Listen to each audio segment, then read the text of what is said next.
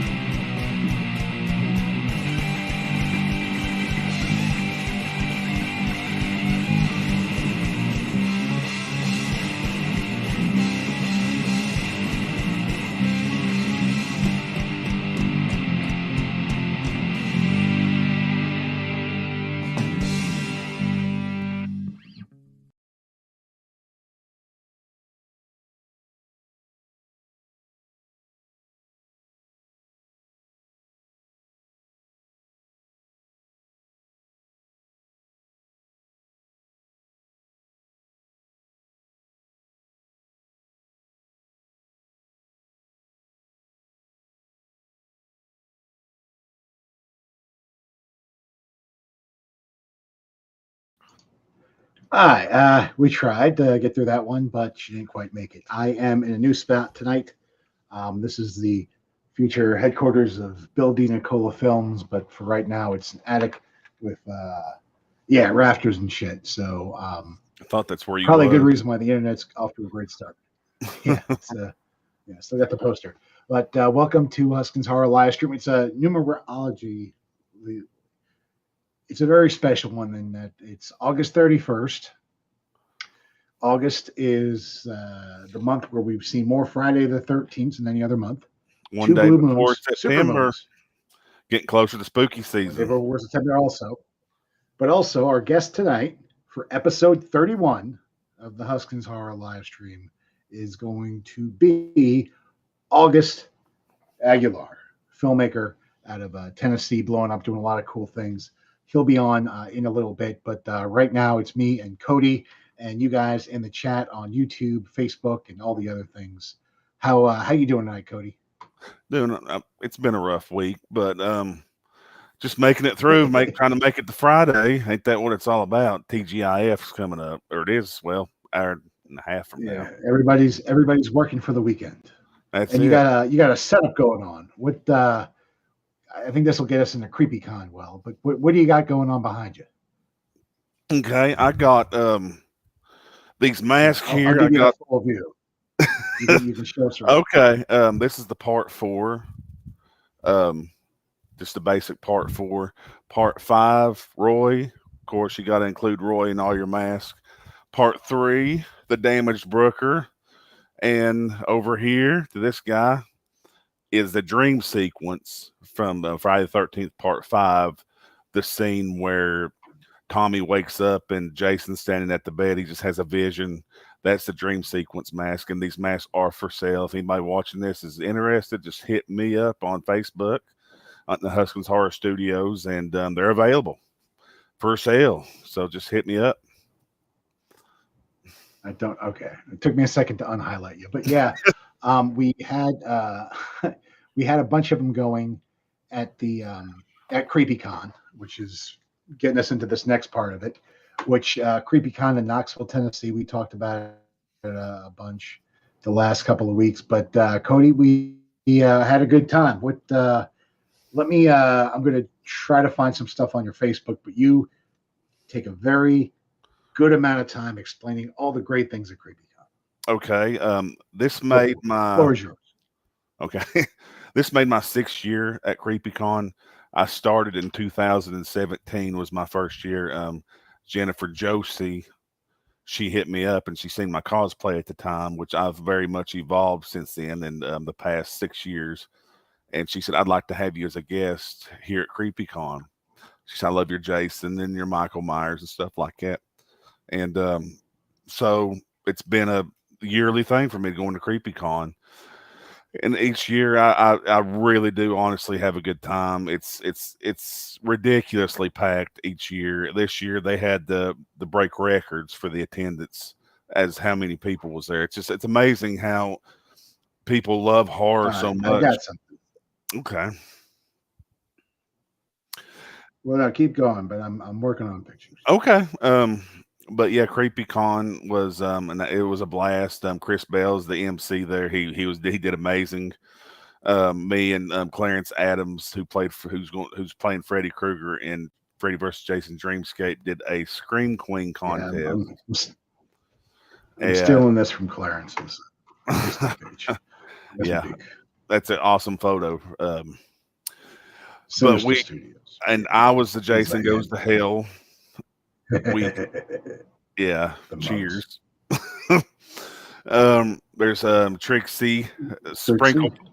Yep. Trixie Sparkle Sparkle Pop. Pop. Yep. She's very talented. Sparkle Pop. Oh, Sparkle Pop. I'm sorry. I got tongue tied right there. She's an awesome person. She's very talented, and we met new people. We made new friends. It was a really good time. And here we got some of the crew.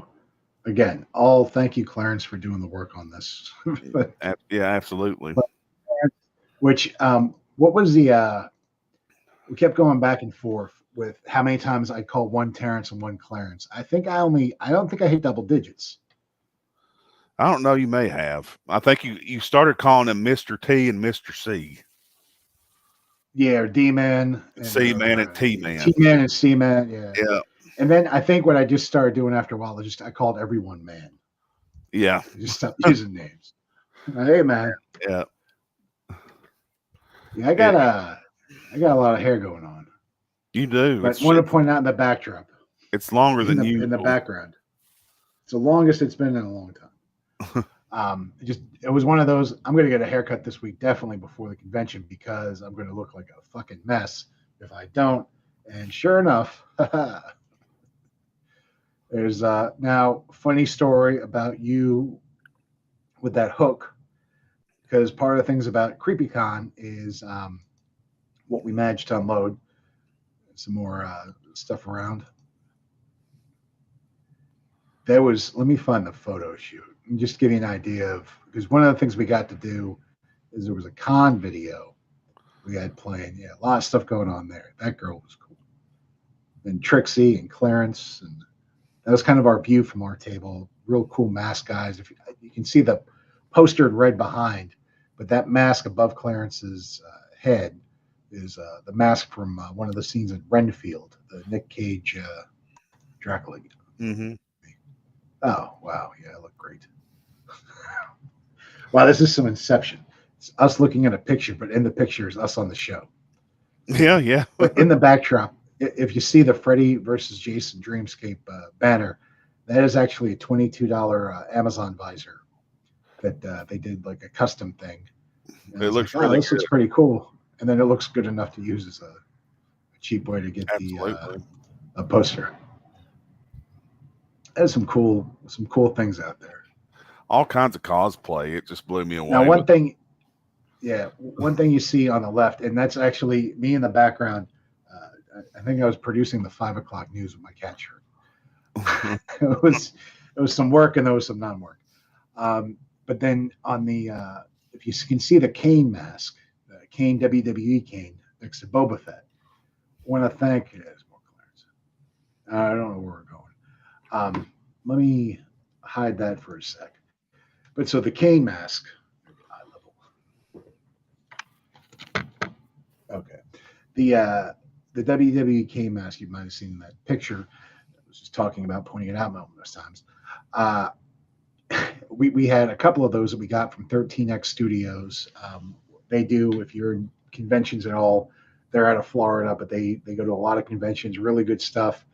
If you've seen him advertised as Selfie Guy in Terrifier 2, just real good dude. And we got some masks off of him to sell at CreepyCon. And because of that, we got more funding for the movie. We got also, now we'll go back to the pictures. We're thanking CreepyCon. The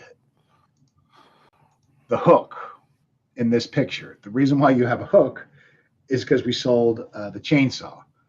We just straight up sold it. Someone kept coming by, and asking, why aren't we selling that? So He was after a while, I was like, he was drooling over it. I mean, yeah. So I was like, let's put a price down on it. So I'm like going between two prices in my head, thinking like, I'll just throw a big ass number out there, see what happens. And he comes back, he looks at the number, and he said, I thought you were going to be asking a lot for it. I'm like, shit. yeah, I know. I just grabbed my Like, head like, oh I think no. that's just something someone says, because I would have been like, man, fuck you, $8,000. Yeah, exactly. You watch, he's gonna like use that chainsaw to unlock a portal to the Titanic, and Mm-hmm. yep. And we sold it for a couple $100. But it is cool because we've got a couple of people who are cranking out props and everything now for Freddy versus Jason Dreamscape. As we get that rolling, weren't able to shoot we're going to try to put together a teaser trailer. Ultimately, we're kind of thinking, hey, we're making a lot of money at the convention. Let's not blow this off. Also, the kind of the locations weren't as what we hoped it to be. And what you don't want to do is shoot stuff to put it in a teaser trailer and then not show it in the teaser trailer. I'm saying that in a movie that has been guilty of doing it multiple times, because there's multiple trailers and all that video has been vanished or banished or some level of hell gone, dismissed or something. So because it's been through the mill so many times, I wanted to make sure we had the perfect setup for it. And it's weird. Clarence is in Virginia, or excuse me, South Carolina. I'm in North Carolina. And then you go over the mountains and you got Tennessee. And I Triangle. swear to God, yeah. But it's like a different ecosystem when you get over the mountains. Because, where I'll see woods is like you have like, unlimited woods, just woods and woods and woods. The places we kept running into had just so much vegetation and undergrowth that it just wasn't. And I know, like, I doubt this will work, but this is my lock screen. My work, yeah. So, like, that's kind of, damn it. This is high tech stuff. Put on a good show. Okay, but yeah, that's kind of the woods I was thinking of, like just that you could really play with it. Yeah, and because it's the scene was very specific, and it was kind of like a face off between Freddy and Jason, and you needed that kind of. I wanted that Mortal Kombat sort of stage almost. You have the woods, but because they're pine trees or grow a certain way, and there's a competition for light, the smaller trees die out and they just become, they die off, and then you have like this natural spot in between. Um, and yeah, it was really that's kind of what it was. We just didn't have the right spots to shoot in to make stuff that was going to go in the film. Mm-hmm. So we focused on the convention, made some money for the convention to put into the movie, and we've got I don't want to like do spoilers, but we've got some essential props that are being built as we speak, which is fantastic. We've got that going. But that's basically what we have from CreepyCon, and that timed out perfectly too. So, Cody, I want to bring on our guest. He's a filmmaker who's done a lot of good work on YouTube at Strange. Jesus Christ, I just fucked it up. Let's get him on, and he can tell us about it, because I can't find my note. Hey, what's going on, guys? How you August doing? Aguilar. August, good having you on, man. Thanks for joining us. Thank you guys for both having me on, and thanks for being flexible with my in time tonight. You're good. Yeah, man. Yeah, absolutely. It's one of those. It's always like lining up 14 levels of 10-dimensional chess. Right. Get that moving. Do you guys? It turns out. Yeah, that's probably definitely on my end. I have my studio's in the basement. I'm normally not down here too late at night, and I realized right, I guess on the other wall, there's outside, there's crickets. So I was like, oh god, that's probably picking up on this mic. So, so I'm upstairs in an unfinished attic, and I moved in today to this is the future home of whatever, but it's cool because you get the fan running, but the fan really doesn't work on the mic. Luckily, because we just had the hurricane blow through, it's feeling pretty good. But my nice, cool looking mic, is not working, so I'm using the basic ass mic on the front. Yeah, we gotta I do. was asking Cody before the show. Yeah, I was asking Cody before the show. What sounds better? What sounds better? This was better. So August Aguilar, your Strange Film Studios. You've put out a lot of stuff. You've got a really good catalog going, and a really active YouTube channel, doing a lot of things. What got you into it, man? What got you here? What got you going in movies? Yeah, I appreciate it, man. Yeah, it's. I think it was kind of always like a, it was bound to happen at some point as far as being some sort of creative type. As a kid, I was always a writer, so I always was writing stories a lot. Uh, More, I think, intricate stories than an 8-year-old should, and then I started playing with like home video camera stuff when I was a kid, and then high school, and then in college though, that's kind of where I feel like my calling, where I was really like, oh man, you could actually make movies and stuff. Like I took a lot of film classes, I wrote screenplay, or I took a screenwriting class, so that really helped me as a writer. And it was like 2 years later, out of school, I was working in the news, and I think I just moved to Knoxville for the first time. So I've only been here about 6 months at that point, and I was by myself, and I just found the ad for the Knoxville Horror Film Festival, as you all know, and I was just kind of like, oh, it'd be really cool to make a horror film and see if I could get in. And I think that initial inspiration, that idea, just kind of sparked something in me that it was a challenge. It was something that I wasn't sure if it was going to work or not. And when it did work, and it was a lot of fun and a lot of growing pains too, I think it was just like, I just got super inspired by the idea of like, oh, there could be more to this. There could be a lot of like more stories, and we could bring these characters back, or where did these characters come from, or where are they going to go, and things like that. So I was always inspired by like Marvel and DC, like cinematic universes. So I always like, I'm going to make my own little cinematic universe with strange films, and that's just kind of how it started. We just kind of hit the ball rolling from there, and it's been nonstop since. That's awesome, And man. we've got a couple of mutual friends. Blake Best was in. He Comes to Kill, which featured White Lavender Jones. Oh yeah. And I always love it when, like we talked about this with Chris Bell. It's stuff I wouldn't have watched, had not really getting ready for the show. I'd seen He Comes to Kill, I guess, months ago, maybe even a year ago at this point. But Chris Bell, I got to watch his stand up, and like legitimately, I laughed 5 or 6 times in like a 5-minute set. I'm like, dude, nice, good stuff. So anytime you get to be exposed to new things, I watched right before the show The Lion's Den, which Cool. you have on your YouTube page. And let me kind of pop up some of the visuals I got going. So this is, got He Comes to Kill. Oh yeah. Talk a little bit about the premise of this one, because it's a fun movie. I appreciate it. Yeah, and shout out to Blake Best and White Lavender Jones. I mean, this film, I don't think it would have been as special as it is, if not, from the cast. I mean, the cast itself is a whole character. I mean, it was such a, and everything. That's the reason, or I guess like how it all came to be was kind of like a happy accident, really. I mean, like a lot of the casting was, the original script and the casting was totally different from what you see now. The original premise was supposed to be just kind of like a short film. I think the original draft was like 15 pages or something. Supposed to be just a short little slasher, hack and slash kind of thing, serial killer. Which the inspiration was always like Michael Myers, my take on like Halloween, but it was serial killer goes into town, and 4 or 5 kills later, ended, open-ended thing. But it just ended up being so much more, and I think that really had to do with the casting. As I started casting the project, which we had so many submissions come in, I was really surprised by that. So it was really hard. But the casting made it feel like the film was evolving itself. And then we had some dropouts pretty early on.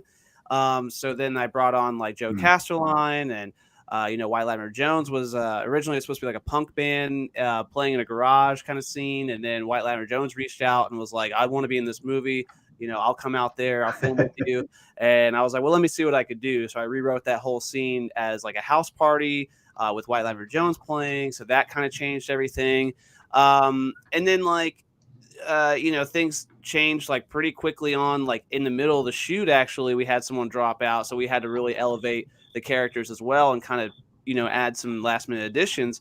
So, but all that with that said, again, was kind of just like, I guess, a blessing in disguise. Like, it made me really critically think, like, okay, as I can see these actors and how can I write to their advantages, like knowing these actors and who they are and their skills they have. How can I write a really fun character around that? And as we got to filming, the scenes just kind of, like you spend time on set and you're having a lot of fun, and you just get. My style of shooting is really raw and like run and gun, and I'll do long takes, like especially if the actors are really like in the zone and they're improvising. I allow a lot of creative freedom on set. So if it's just like going and we're adding a lot of stuff to it, then I'll just let it roll. So some like near the end, a lot of those scenes were extended a lot because the actors were just like bringing me so much material. So the, our 20-30 minute short that I had in mind ended up being a 50-minute project with an ensemble cast with, every moment in the film has something really, I think you can, talk home about. Blake Best, of course, I met him shortly before that project and we talked about working together. So originally that guard part wasn't supposed to be like that. It was supposed to be something very simple. But then Blake was like, I want to do something really dark and I want to have something, and I was like, well, I can be weird, I can be dark, and I want to be quirky too. So let's really make your character, stand out. And so they all just brought their game, and it was a lot of fun. Yeah, Blake did a really good job in that part. It really sets the he come out with his that opening. Yeah. Yeah, and people are always weirded out that scene, because I made the guard. I was like, I really wrote set the tempo.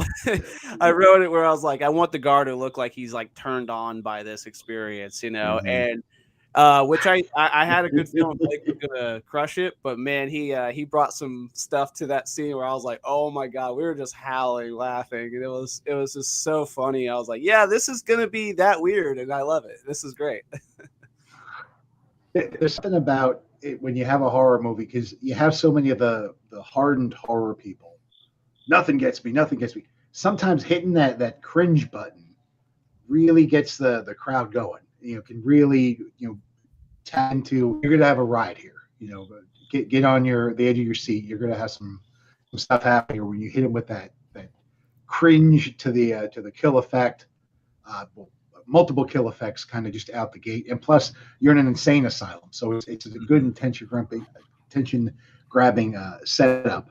But talking about how like you're switching midstream and having to adjust characters. Me and Cody have just gone through that. I don't know. It's like a Groundhog Day level of redeveloping. When you're getting to know the people you're working with and the characters and what they can kind of do and what their strengths are. What's your process for putting it in the movie? Is it like marrying their own personalities right into it, or is it tapping into something else? I think it's a little both because, like Jordan Fraley, who in He Comes to Kill, which I work with pretty closely now. He was a good example because originally the character I wrote was, again, just kind of like an offbeat kind of character, and when I sent him the script, he auditioned for that role, but I just saw something else in him. There was something about his audition that spoke to me more than what I sent him as far as the script goes. And it was something about his personality, his demeanor, his mannerisms, and everything like that. And I was just like, let me get back to you about this character because I have a good feeling here. And then I rewrote the character kind of based off the traits I saw. So Joe Casterline, same thing.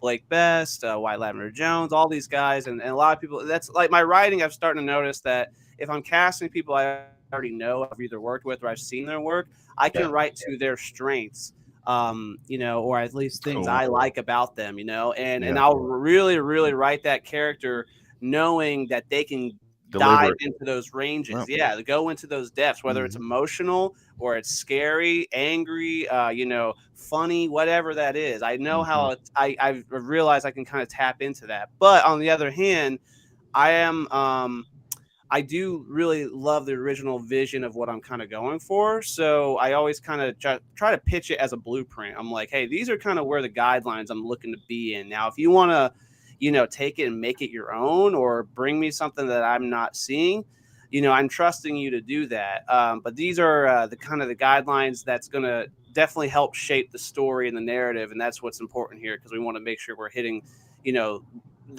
the idea, the goal here of this film. But and I think it's cool to organically explore a lot of those possibilities between the actor and the filmmaker on set and beforehand. I've been having the last few films. I've been a lot more engaged with my actors before we get on set. So it's like phone calls, talking about the character, talking about the script, and things like that. That way, when we get on set, even though we have a pretty good idea where we're going, it still might organically, evolve or add to on the scene. But, when I used to write, it just used to be like my earlier films, it was all kind of meeting people that same day and just shooting based off the script. And I didn't know a lot of these people. So a lot of that, worked out and then some didn't. So it was a big learning experience. But now that I've kind of found the people who I really can trust. And I still love to bring in new talents, of course, and kind of explore that as well. But now that I know how I can bring in some veteran actors that I've worked with before, it really helps me as a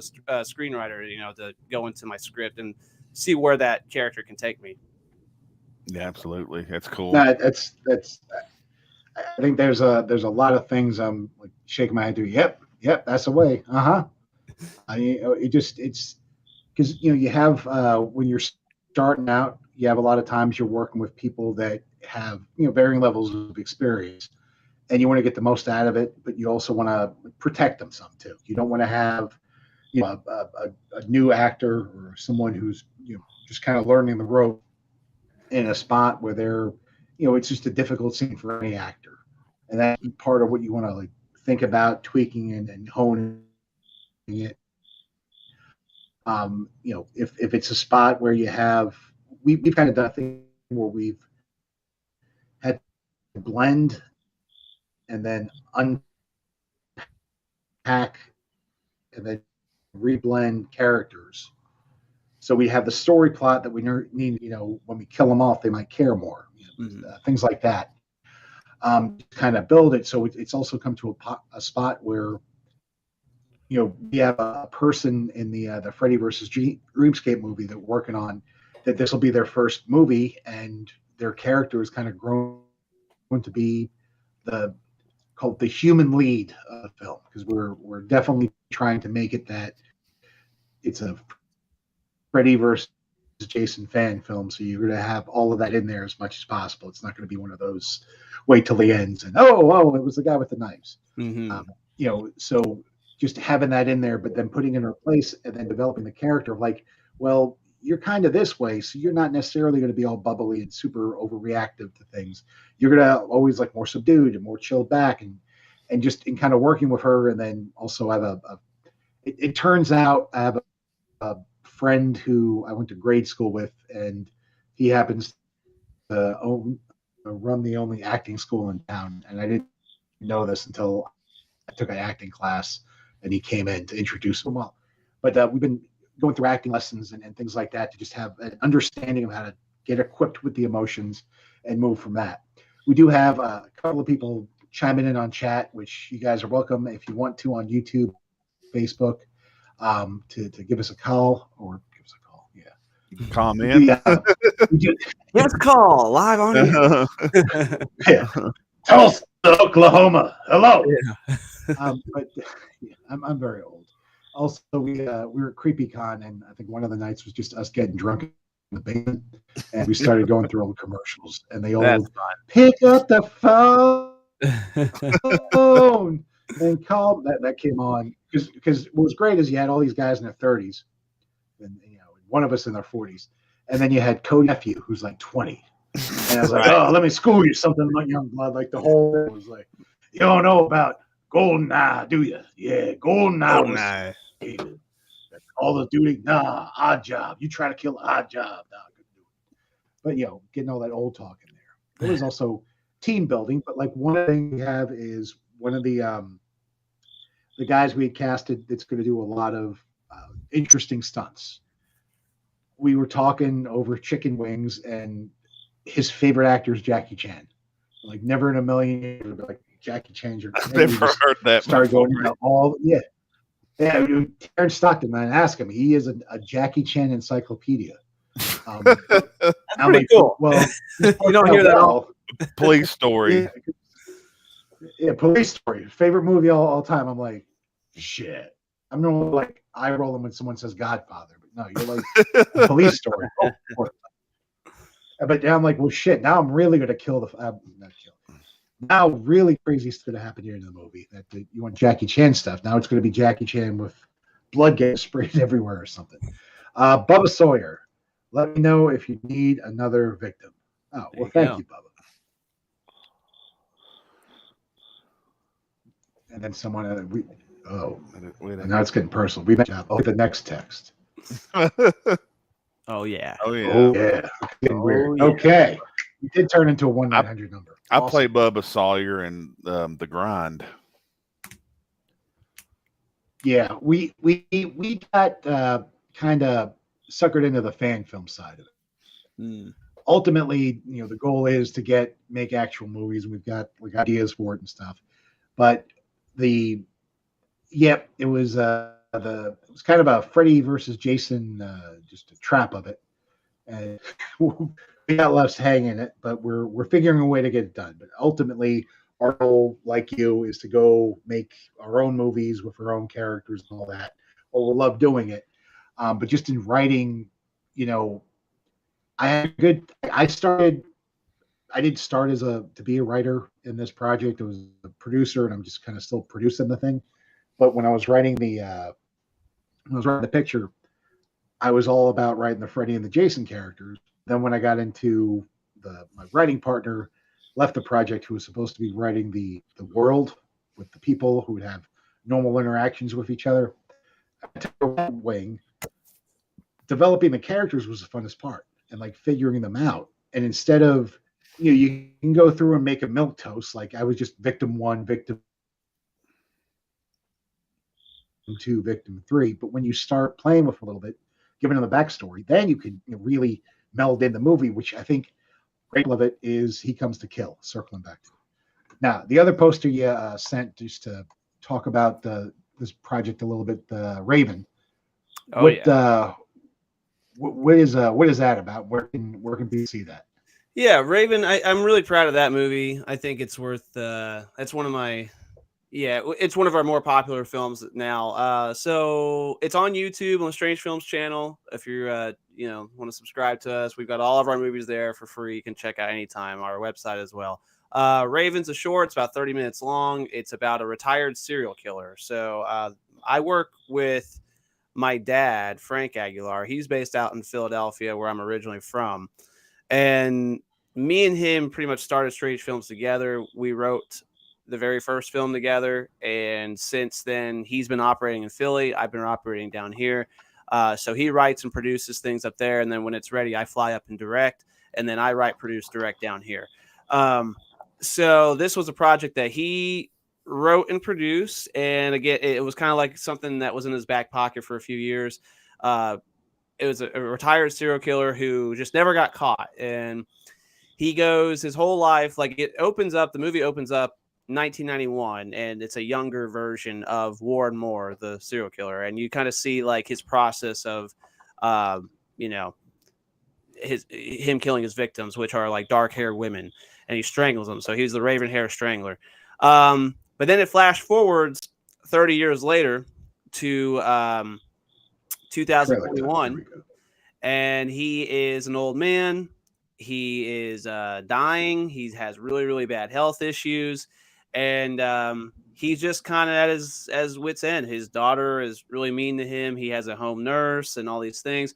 Ray Bolden plays Warren Moore, and he's a phenomenal actor. Eileen Sullivan, she plays the nurse there. She's a phenomenal actress, and he pretty much, like, we learn that he's about to die, and then two women with dark hair end up staying next door to him, and the impulse kind of just takes over, and he decides for one last time, because he's gonna gonna croak anyways. He's gonna go for it. He's gonna, because he never got caught, and he just needs that thrill one last time. So yeah, that's kind of the premise, and it's a pretty wild ending. So if anyone wants to check it out, it's definitely it's definitely something memorable.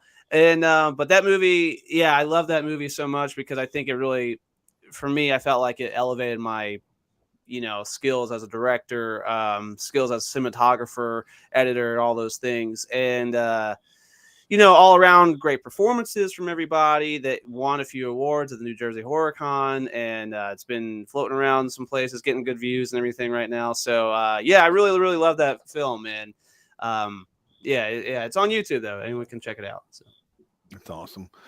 What got you to So making you horror? moved from Philip. Oh, right. All right. What got you making horror films than the other genres? Yeah, I think it was mainly, it started out because of the Knoxville Horror Film Fest. I was like, oh, well, this is the perfect opportunity to go for it, make a movie.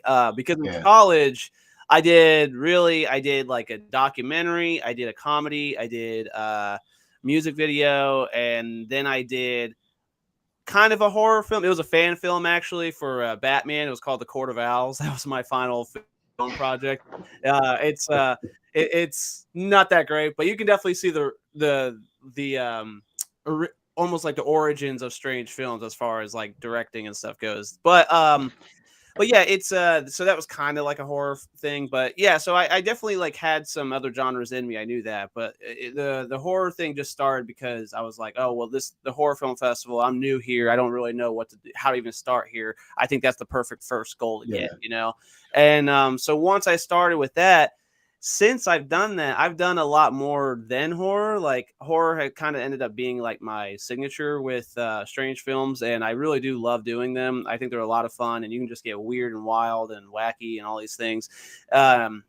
So we love doing horror films, but I've done everything from music videos to documentaries, drama, indie. I've done some action stuff. I really want to do more of those kinds of things. Like I really want to do a comedy next and an indie drama that I've been working on, and anything that really, I mean, I'm a storyteller at heart, so I feel like I've got all these different ideas and genres in my mind that I really want to tap into, some experimental stuff, but horror just ends up kind of keep coming forward because that's a little bit more exciting and there's more opportunity there. I mean, when you got like I was originally, I think when He Comes to Kill was starting to amp up, originally I was kind of in the mood to do something different than horror, but then He Comes to Kill kind of ended up happening, and then I was again kind of like, all right, well maybe I'll do something different next. And then our film The Gifted coming out, it ended up dropping in my lap, and I'm like, okay, I gotta do this now. And but the next project I'm working on is more of like an action kind of drama. It's more of a web series, and it's not so much horror. It's more playing with characters and stuff like that. So but yeah, I think and horror is just a really fun, as you guys know, it's so much fun to be in, and that community involved with it too. Just everyone's they love horror of any kind, low budget, and mainstream cult classics, all that. So I like being in that lane, and I like coming up with stories around that. Is there any like horror film or franchise that you're inspired by? Well, definitely, my all-time favorite is John Carpenter's original Halloween. I think that's just, my all-time default. But I am like, I was like, I don't know where it was, but someone asked me, which franchise I like the most, and I actually said the Friday the 13th franchise is more favorable for me, just because I really like their installments over time than the other ones. I really love like films like It Follows, and like The Thing, and we've got like even some of the newer stuff that's been coming out in recent years. Like X was really fantastic, Barbarian, and things like that. Like The Menu is like kind of like a dark humor horror film. I really like that. So there's been a lot of really great stuff in the last few years that's been coming out. But anything in like the 70s and 80s, I'm such a sucker for. So that's kind of like where a lot of my inspiration comes from in my movies, especially with like the soundtrack and the aesthetics and stuff like that. So that's kind of where I like to lean into. and you're going through the recent movies, you're like, one of the things that struck me about X and was it Pearl. the sequel to it, as well as Pearl and Barbarians. There were some spots in it that made it effective, but both of those movies could have been done at an ultra low budget. The setup for it, the scare factor of it, it was all there that you, and that I guess. So once you get into it, it's I started in news too, and I tell people when they got going, I'm like, once you've been in news for 6 months, you got to stop thinking that like what the normal news for you're tainted. You're not gonna you're gonna be, and here's some stupid video of trees blowing. Oh, windy. You're gonna be jaded to it. But yeah, I think it's the same thing once you start getting into the movie making side of it. When you're watching movies, you're always kind of going, well, how would I have done that? How did they do it? How could you have done it better? What's and watching Barbarians and Pearl, it was like, yeah, man, I know a crappy looking farmhouse. Oh man, I could, that shit. All I need is people down to pretend to be porn stars. We'll be good. Right. But just seeing that's kind of been the fuel of it. So I've got the Gifted teaser trailer queued. You want to take a look at that, or sure? Yeah. next? Yeah. Let's see. That's the next big one coming out. So I'm just sure. gonna let this kind of go full tilt.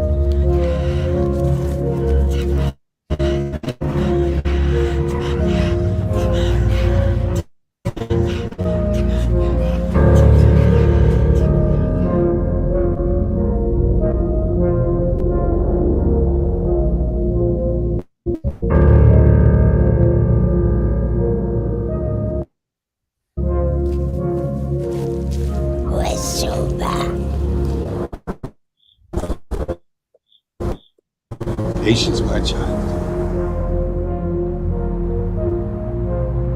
They'll be here soon.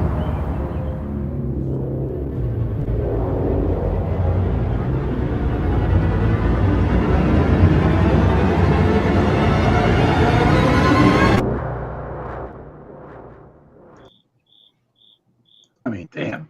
Pretty good, man. The colors were popping. Thanks. The red, man, that was, and the white glove at the beginning, and that shot with the white glove. Oof. Oh yeah, thank you. And I definitely, when you start seeing shots like that come together, only when you're talking about more independent drama or more stuff like that. Yeah. I mean, because you're weaving in remains of the day looking stuff into a horror teaser trailer. It's really, you got something there, kid. You're doing good.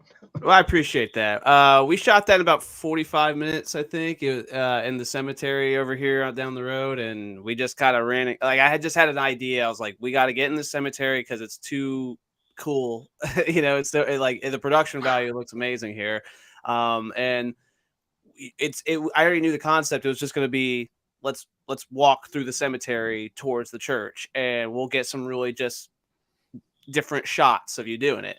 And I think as I've been filming over the last few years, I think I'm starting to kind of pay attention to more of like the detail stuff, like like the subtleness of scenes. Sometimes just like the littlest things can make it much more powerful. And I did get some help on that shoot. Of course, I had Jordan, Joe, and my buddy Lucas done with me there, and we're all like filmmaker actors and stuff like that. So we all it was really great to be there together and be like, oh yeah, it'd be really cool if you did get that like little like, let's get that hand kind of, you know, we had already the shot going with him with the hand moving, but like, oh, let's get in there tight and like, let's really see that hand fingers, you know, drag across the tombstone and stuff like that.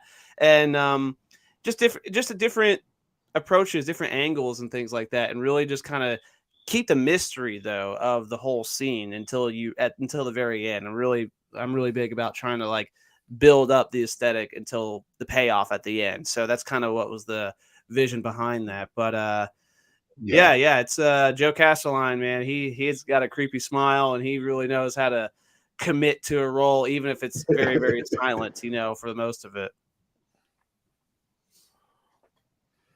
Oh, one thing that I guess it's good to have established if you're working with a bunch of filmmakers is one of them the better one to run. How do I phrase it? Interference if someone decides to ask about your filming permit for certain things. There's like a stall tactic. It's like, well, you know, we got it somewhere in the car, maybe. And Yeah. is there a go-to guy on that? Because a part of the thing about me not wanting to direct is I couldn't be that guy because I would love being that guy. Well, I was always that guy myself. Luckily, I actually haven't had any experiences where I was like got ran off somewhere. One time we had the cop show up when we were shooting my film Pandora, and it was a very strange scene because it's the opening of the movie, and you know, it's like it looks like a drug deal in the empty parking lot, and the guy has a bag over his head, and you know, the other guy is like, you know, give me the guy and all these things, and the cop rolls up and he's like, what's going on here? And, and like we had to like take the bag off the guy's head and was like, oh, we're shooting a movie. My whole my first excuse is always we're doing a student film, you know. It's just like, oh, we're making a film for a school, you know, and that's it. We're not, you know, nothing, everyone's good, we're not doing anything. And he was really cool about it and left after that. But no, I haven't really had anything like that happen to me. But I think now I keep referring to Jordan because he's always on my team now. But we call him the enforcer on set because he just knows how to like just get in the zone and like tell people like what they need to either be doing, or he knows how to address situations to people and be like, this is what's happening. So, like, and so I just let him do all the dirty work, and then I sit back and I wait till the coast is clear. We're good to go. So that's cool. I had a friend tell me that you get a traffic cone and then a sign, and then just put official movie set. It's not on bad. The cone. So if you get any looky-loos or anything, it's like, oh, it's official. Right. And definitely stencil it. Don't hand. This is where you want a stencil or at least a ruler or something. Take your time on the lettering, but get a sign like that. And that kind of, especially horror films, you can do a lot of weird stuff. We're shooting, you know, we're lucky that we're shooting most of our stuff indoors or away from the public. But then we do have a scene where it's, I call it the way I'm going to get my mom to disown me, but it's basically in her front yard. And where she is, the entire neighborhood kind of goes by her house to get into the rest of the neighborhood. And it's just, there's no way around it. Well, we need a lot of stuff happening in the front yard. So yeah, I was worried about something like that in my last shoot with Ginger Lynn when she came down here to shoot The Gifted. We shot. Wow. Yeah, we had her here and it was fantastic. And we shot a scene at my house, and you know we had all of our production stuff going on at the house as a home base too. But at the night we had like this big, really, really dramatic scene take place at my house. So how the scene ended, which it's in the second teaser trailer on YouTube, you can kind of see a glimpse of it. But there's a part where she runs out in the yard, and she has this big breakdown, and she's supposed to like scream and cry and all these things, and one of the things in what she's supposed to say is, you know, she's got a gun to her head and she's like, just fucking kill me and, you know, and I was like, this is like my neighborhood, it's 1 o'clock in the morning and I'm just sitting, and I've got all, you know, older neighbors, and I'm just sitting here like, God, I hope the cops don't come because this is going to be very awkward. Like, but we got to get it done. We have to shoot this like right now. Exactly. Yeah. Luckily, no cops. We got it done. Let's check out the second.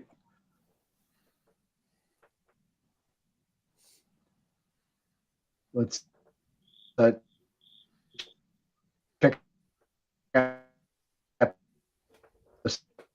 second teaser trailer from The Gifted. Hello? That's far enough, children.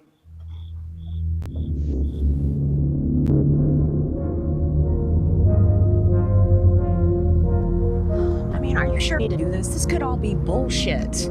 We only made a few mistakes. We have to do this. I have to do this. Okay. We have to get clean. How many people have you fucked over? How many people have you killed that got stuck in your shit life? You've been through so much. Now I'm here to grant your wish. You are gonna end up dead, just like everybody else in my life. Just fucking kill me! Do it! If you wish for my blessing, you must confess.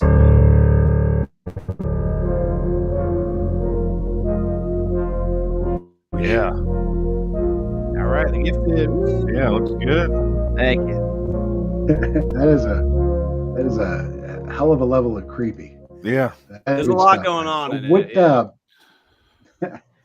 So Ginger Lynn Allen, a lot of experience in the movie world. She worked with Rob Zombie, a lot of horror stuff.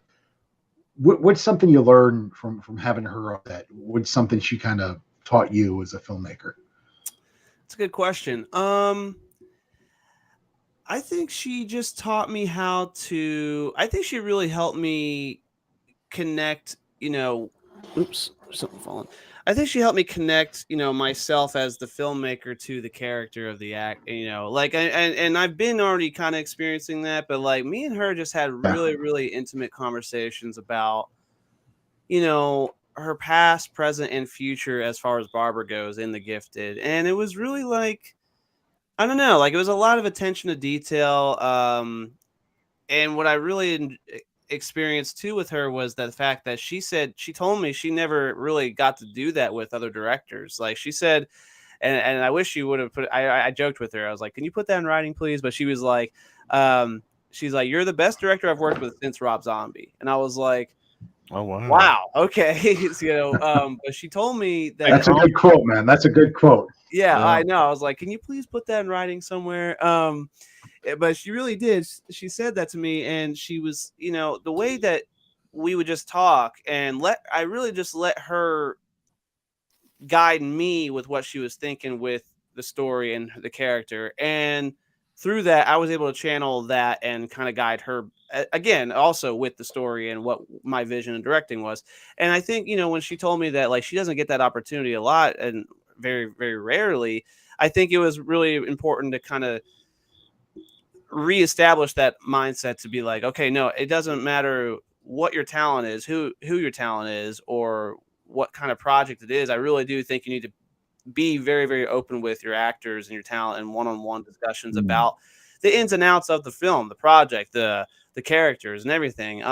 Because you kind of grow, you bond over it. You have like a really like a trust and level of like friendship and almost like family and love. And I think that really all bleeds into the production itself. Like with her, there was no ego at all with her working on set. Even before I met her, we would have conversations on the phone for hours and, throughout the months leading up.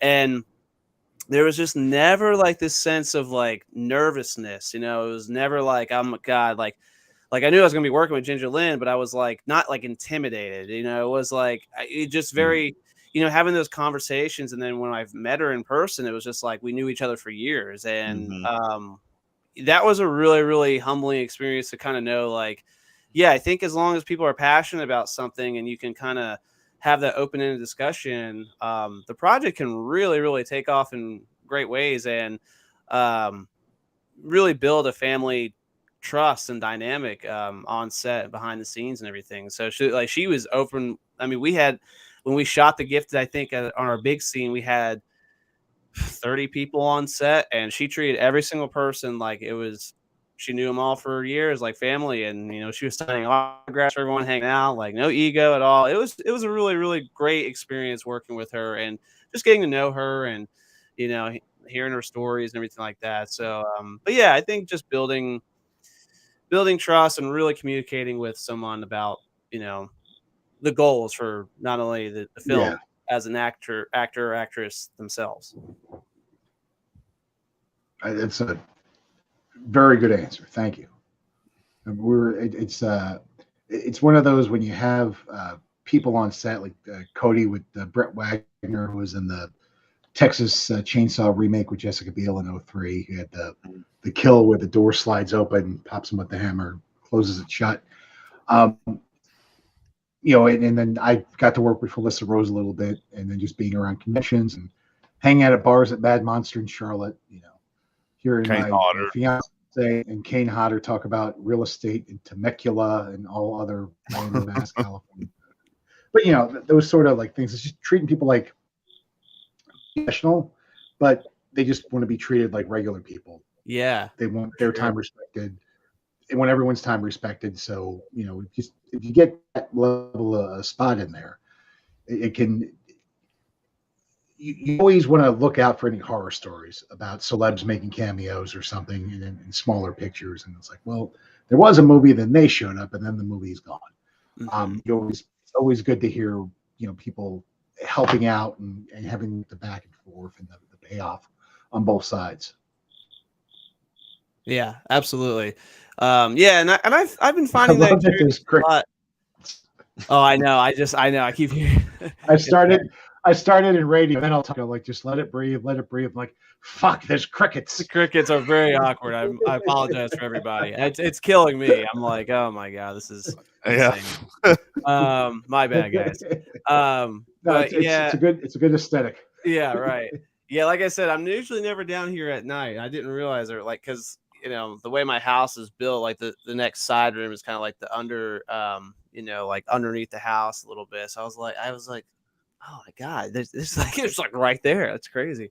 But yeah, I've been noticing that a lot at like conventions. Met Felissa Rose, that was really wonderful at FrankenCon, and I just met Brett also at Smoky Mountain. He was really cool, and when you just kind of talk like you're just people, and and you have the same passion for movies or whatever that is, you just end up realizing you got a lot more in common, and then they're interested in you just as much as you're interested in them, but there's that sense of professionalism as well. So it's been really cool kind of mingling with people like that, and it's been getting a little bit more comfortable too, which is exciting. And I've been exchanging contact information with a lot of these people. So, whether that goes somewhere or not, that's still just like a story to tell and an experience to have and confidence for the next, opportunity down the road and things like that. But Ginger gave me a lot of confidence to kind of really start pitching myself to other names. Hopefully down the road, we can kind of bring into the Strange Films universe. And, she's a big advocate for us now, which is really exciting too. So, yeah, we'll see what happens next. I'm looking forward to seeing who else we can possibly get down the road. Well, we filmed the grind. We filmed the grind at my grandmother's place, and Brett Wagner was in my grandmother's trailer, and I thought that was pretty cool. It's wild, huh? And and he was, and I didn't get. He's such a good guy, so fun to be around. And my granddad that passed away used to be a huge Texas Chainsaw Massacre fan. And if he'd been alive and seen him there, it'd been like, oh my god, right? Yeah, absolutely. Yeah, like it's still surreal. Like I'm like, I live, my house. I'm like Ginger Lynn. We made a movie with Ginger Lynn here in my house. It's like wow, and but yeah, no, like those experiences though, you're just like, again, at the end of the day, no matter where your film career or anything you do, that's a story, that's an experience you'll have, and a story you can always tell. And I think and something very meaningful too. And it's great when the other party is just as much having fun and loving the situation too. So that's great. That's all. Yeah, it's cool. My first convention in forever, and I got to talking to Andrew Divoff, who's a Wishmaster, and a couple other things. And, just great guy. And I'd happen to see some random movie on Tubi with him and Jeffrey Combs, who's another remake of Night of the Living Dead. I forget exactly which one it was, but I was trying not to be a dick. I was like technically it's not a great movie, but the acting is superb. Not trying to. And he was like, well, no, appreciate the compliment, but doing it, and that makes it a great movie. So we get to talking, and on the same elevator, who's in front of me, and I go, 11, please. And this motherfucker turns to me, and he goes, as you wish. And then he hits the button. I'm like, you wish bastard, man. Shit. I need 2 more. He's so a that cool was like guy. the running joke. That's fun. But technically, I only got 1 more wish, and then shit goes down. I got up to 2, and we weren't tempting after that. Yeah, he stopped me in the hallway, and he stopped me to talk, and I was like, because he seen where I worked out and stuff. He said, "Dang," he said, "you're muscular and stuff. Do you play any like professional sports or anything?" I was like, "No, I just go to the gym." And me and him just kind of talked, a little bit. Then I said, I gotta ask you to do this. Can you do it? I said, can you do it as you wish?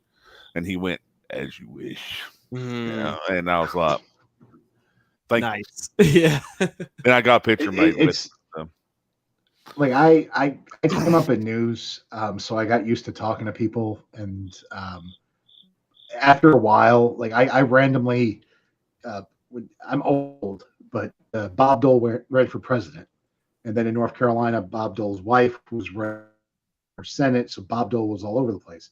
So there's a guy Norm Macdonald did on SNL, all over the world, and he's in my town, and I'm interviewing Bob Dole. I'm like, oh shit, I was I think 18 at the time, so I kind of got hardened to it. Then I think one day I was going to talk to C.J. Graham, who played Jason in Friday the 13th Part 6, and I just fanboyed the frick out. I couldn't help myself. I was like, it was like a cartoon character bear on cocaine. It just was not fun. That joke isn't as funny as it used to be, because one, it just got crickets, but also cocaine bear. The crickets. You get the visuals around them. Stop! You're ruining the show. That's fun though. Yeah, it is strange to find the balance of where can you turn the fanboy on or off? It's like I've learned to kind of tame it down, to people I really like or respect and are fans of. But deep down, you're kind of just like, I cannot believe I'm here. I cannot believe I'm talking to this person. I can't. Yeah. This is crazy. I think, yeah. To me, the best way to do it is to try to get to know the person long enough that you feel comfortable saying, "Hey, can I just fanboy out for a sec?" Oh yeah, that's so good. You get to that point, you get all bottled up. Then you can just tell them, it's like, as a child, I was lost. I was doing drugs. Everything was terrible. Like when Friday the 13th came out, then I was like, oh, say, it's like, well, you were 5. You were in heroin when you were 5. Shut up. It better. This is my story. Yeah. Well, August, we thank you so much for coming on. We thank at you, Strange man. Film Studios. The Gifted, a lot of cool stuff coming on. Yeah, and I don't know what's happened, but it was CreepyCon, but 3rd guest in a row from the Knoxville area. So if you ever need evidence, there's a vibrant movie scene going on out there. They have a lot of things happening. Chris Bell talking about the movie he's working on with the caves and the caverns and the unique areas you have in Knoxville. Of course, also shooting Philadelphia. That kind of, I think between Philadelphia and the Tennessee area, the Appalachians, all the woods, the trees, you can pretty much shoot, 45 out of the 50 states in those 2 locations. So real good setup you got going. We're pulling for you, and we'll look forward to seeing Gifted when it comes out, bud. Hey, I appreciate it, guys. Yeah, thanks for having me on, and let me talk about all that good stuff. And I appreciate you guys, and good luck on the fan films and everything, man. If there's anything ever I can do to support or help out, let me know. And hope to work with you guys in the future and keep the conversations going.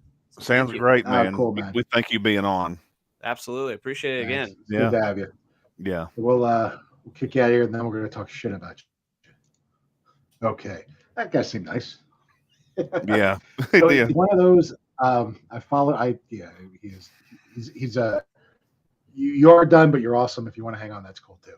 But yeah, it was one of those. I just saw his stuff on social media, and I like the podcast and see him doing these things, and it just was like, he looks like he's doing it the right way.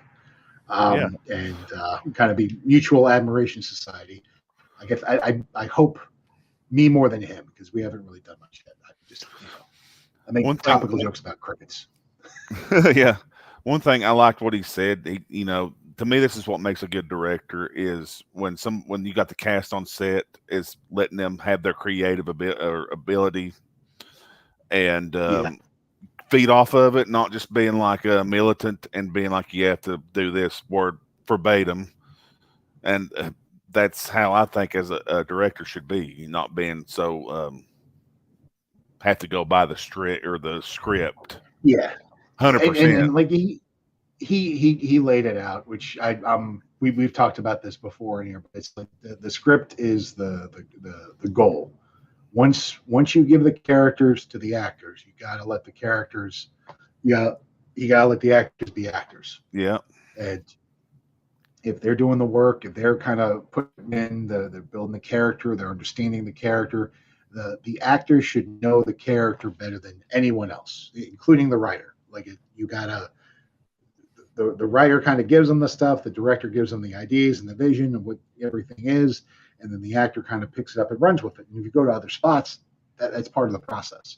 But him talking about like letting it go long, seeing where it goes, that's exactly right. If you are, whether you're making a drama, a horror movie, the only change would be like a very intense karate movie. Then you want to wrap it up because it gets dangerous. But you let the actors act, you let the characters go. Once you whoever creates them, you got to let them world, and people are going to interpret them and pull it off. So yeah, totally.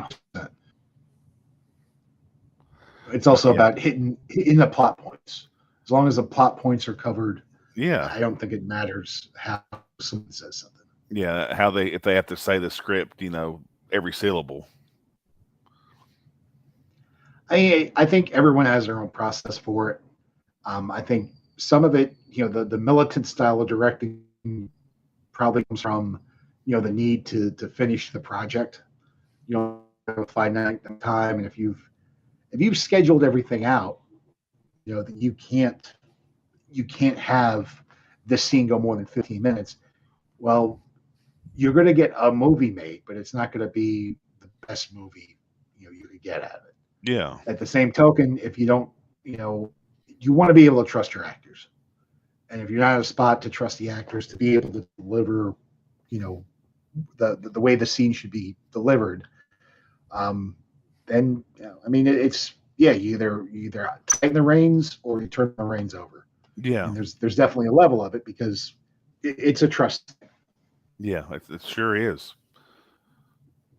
But I also think with directors, it's the other side of it. Like if you turn it over to people and they're all over the place, it's maybe not going anywhere that makes sense or works. Mm-hmm. You got to be able to say, okay, let's do it. Let's try it this way now. Yeah. Or hey, I like that. Let's add to this. But it's part of the process. Yeah. According to Lloyd Kaufman's book. Yeah, and it's important for the cast to be ready when they come to set too, and just have that vision of kind of how they're going to make their character seem, and not be there like, oh, what do I got to do? I'm going to be nervous. You got to kind of have your, I recite stuff in my head over and over how I'm going to do something before you go live and you say action. I'm like already, Yeah, and I think that's what you want to. That's how you want to do it. Mm-hmm. We got the. But yeah, the Raven looks cool. He Comes to Kill looks cool, and it was kind of a lookbook. This one over here, I don't know if you can see that's called the Lion's Den to the right. Then you have the Raven. He Comes to Kill is the dude in the white mask. Yeah. Stanley Elks is his name. I don't think I have birthdays loaded, so we're good on that. We did the Freddy versus Jason update in that we have made money and we're spending money on the effects kits and building that back up. I got a text before the show from a person who allegedly things might be solved in a couple of weeks, but I don't know. So we'll see where that goes. But yeah, it's exciting. We're moving on things. We've got some more cast announcements you'll be seeing coming out in the next couple of weeks, and it's got a lot of stuff going on that. As far as the grind, we're working to make sure that movie just an absolute. I think a lot of people are getting really into Texas Chainsaw with the game coming out. Have you got to play the game at all, Cody? No, but Brody, my nephew, showed me some pieces of it. And he has it, and it looks great. And I can only see it for just a minute or two, and it just looked really great. And I can't wait to play it with him. And he's going to be out of town this coming weekend, but maybe the next weekend I can sit down and play an hour with him or something. I'm such a Jason Sub man, because the whole time I'm thinking, before Texas Chainsaw comes out, that they're gonna like basically end Friday the 13th in like 2 years. We're gonna stop the servers. I'm like, God damn it! That was the only game. Like I bought 2 PlayStation for that game. I bought one for me and one for my brother so he could play it. And that motherfucker was like, "Oh, I like playing PCs," and he sold it. Yeah, you dick! It was a Christmas present. I didn't ask for it. I'm like, I don't care. I want to play Friday the 13th with you. But I was doing it, to be honest, to be fair, I was doing it to cheat. You have 2 people in the same room. But I see him out. To me, I'm old, I'm bad at video games. Friday the 13th was enough button mashing for me. I don't know if this new setup is going to work. And then the killers, I like, they've made some changes to it. You got the 3-on-4. But can we just do like different versions of Leatherface? Do we need to do random? I've seen some of the killer characters, and it's just random backstory people. Yeah. Like, hey, this girl used to be at the Manson Ranch, and then she ended up back in Texas. Yeah. No, Dennis Hopper. Yeah, and from part 2, yeah. Chop Top. Where the hell is Chop Top? Didn't have R.A. Mahaloff's Leatherface in that. That would have been really good. Yeah. Well, it was a fun show. What we're going to do is end it with the trailer for The Grind, the Texas Chainsaw film, featuring Cody Huskins as Leatherface, directed by Clarence Adams, with Amy Cody, Angel Bradford, Kelsey Baker, a whole jam-packed cast, as well as Mr. Terrence Stockton, who's a crucial part of Freddy vs. Jason Dreamscape. Yeah. We will see you guys next week.